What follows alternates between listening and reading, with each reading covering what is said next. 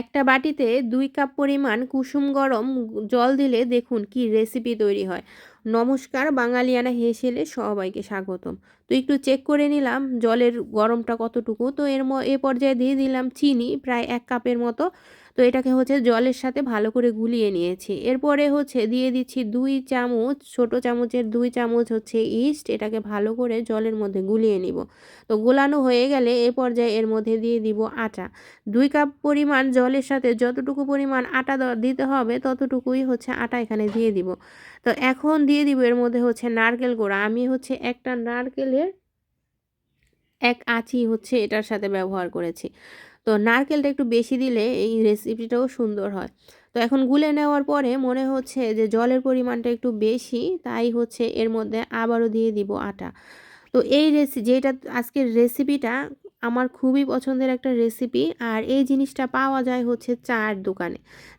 চামচ বাদ দিয়েই হাত দিয়ে মাখা শুরু করে নিয়েছি আমরা বাঙালিরা, কিন্তু হাত ছাড়া কোনো কাজ করতে পারি না।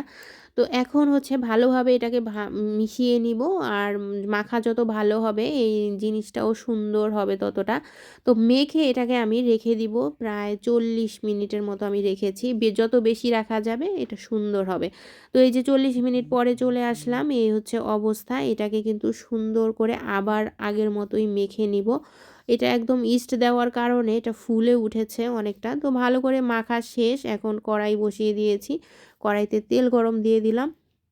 তেলটা গরম হয়ে গেলেই এর মধ্যে দিয়ে দিব হচ্ছে সেই ডো থেকে আমি একদম বড়া শেপে গোল গোল তেলের মধ্যে দিয়ে দিব। ছোট ছোট করে দিলেও কিন্তু এটা ফুলে একদম অনেক বড় হয়ে যায়। এই জিনিসটা অবশ্যই এখন বুঝতে পারছেন এটা আমি কি তৈরি করতে যাচ্ছি। এটার নাম হচ্ছে গুলগুলা, যেটা চার দোকানে গুলাতে বেশি পাওয়া যায়।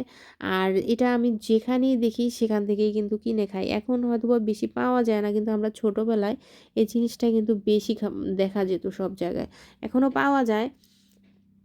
তো দেখেন কতটা ফুলে উঠেছে আর কি সুন্দর হয়েছে। তো এভাবে করে আমি সবগুলো এই যে গোল্ডেন ব্রাউন করে আমি ভেজে নিচ্ছি। আর অতটা বেশি তেলও কিন্তু টেনে নেয় না। তো এভাবে করে আমি সবগুলো বানিয়ে নিব। কার কার পছন্দের এই জিনিসটা, কারা খেয়েছেন ওটা অবশ্যই কমেন্ট করে জানাবেন। তো ভাবলাম যে বাসায় তৈরি করে ফেলি। আর তৈরি করতে কিন্তু এত বেশি ঝামেলাও নাই। বাসায় যদি নারকেল থাকে তাহলে একদম সহজ এটা বানানো, কারণ প্রত্যেকের বাসায় কিন্তু আটা আছে। আর শুধু নারকেলটা থাকলেই হবে। আর খেতেও ভীষণ, উপরটা একদম মচমচে, ভেতরটা নরম তুলতুলে। তো মেয়ের বায়না করলো যে একটা অনেক বড় করে তৈরি করে দিতে হবে। তো এইভাবে আমি একটা অনেক বড় করেই একটা তৈরি করলাম। তো সে তো দেখে পুরা মহা খুশিভাবেই করে আমি সবগুলো বানিয়ে নিয়েছি খুব সহজে কম সময়ে। একদম মজাদার একটা নাস্তার রেসিপি। নিত্য নতুন ঘরোয়া রেসিপি পেতে অবশ্যই আমার চ্যানেলের সাথে থাকবেন। তো আজকে এই পর্যন্তই। সবাই ভালো থাকবেন, সুস্থ থাকবেন। কথা হবে অন্য কোনো নতুন রেসিপিতে। সেই পর্যন্ত সবাই ভালো থাকবেন।